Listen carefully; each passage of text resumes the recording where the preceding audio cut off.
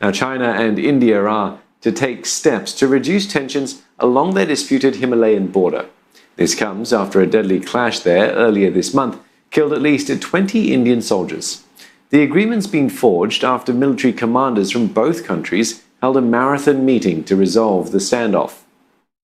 会晤期间，双方在第一次军长级会晤共识的基础上，就当前边境管控中的突出问题，坦率深入地交换了意见，同意采取必要措施，推动事态降温。双方还同意将保持对话，共同致力于促进边境地区的和平与安宁。 Foreign ministers from both countries have also met via video conferencing in trilateral talks hosted by Russia. Niha Punya joins us now live from New Delhi for more on this story. Niha, China says the dispute will be resolved through dialogue and consultation. Are there any more talks or meetings coming up where the dispute could be addressed?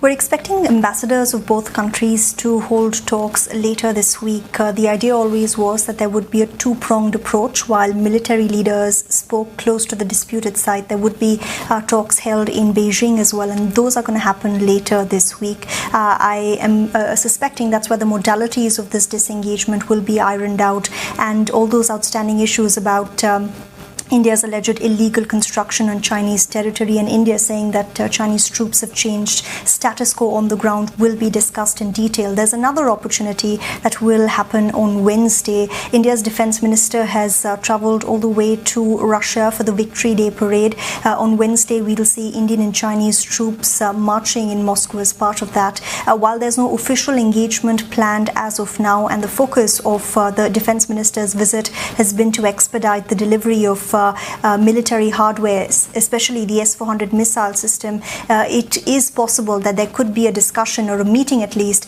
between the Chinese and Indian defense ministers at the sidelines in Moscow. Neha, how significant is the progress made in the latest talks, compared to previous attempts to de-escalate this border dispute?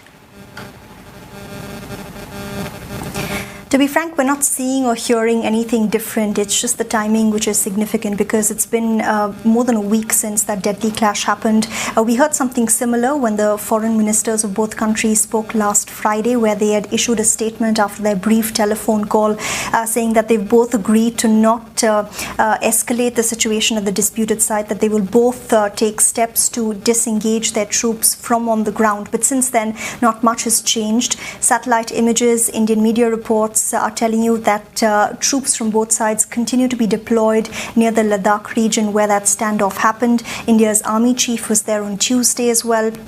India in the last few days has also changed its rules of engagement, saying that troops stationed along the long India-China border will be allowed to use arms if there is any kind of provocation or escalation. And all of these things have not changed in the last 24 hours since the two military leaders met. But what is significant is that, at least for now, there is no escalation beyond this point. It's going to become clear in the days ahead what these modalities of disengagement are. Are we going to see both sides reduce the number of troops deployed there? Will we see both sides go back to the border sides that were demarcated areas before the standoff started in the first week of May? These are all crucial questions, and a lot of skepticism coming from a lot of Indian nationals as well as experts who are saying that we've seen this before. During the June 15th attack, a scuffle between both sides started when they were implementing the disengagement process. So many people are saying it's prudent to wait and watch to see what this disengagement process actually looks like on the ground before calling this talk a victory or saying there's been any kind of success or movement forward. Thanks for that update. Neha Punya speaking to us from New Delhi.